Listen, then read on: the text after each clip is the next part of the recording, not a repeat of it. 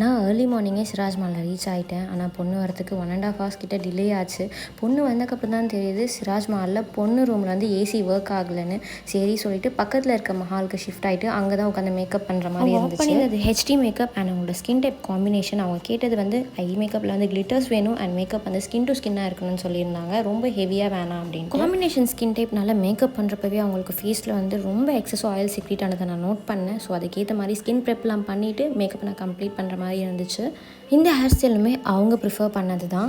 பிரைடோட hair வந்து கொஞ்சம் ரஃபாக தான் இருந்துச்சு. அதை வந்து ஒரு ஃபார்முக்கு கொண்டு வந்துட்டு அதுக்கப்புறம் தான் இந்த ஹேர் ஸ்டைல் நான் பண்ணுற மாதிரி இருந்துச்சு.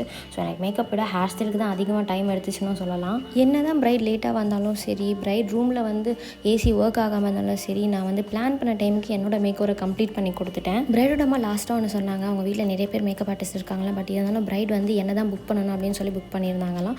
கேட்கவே ரொம்ப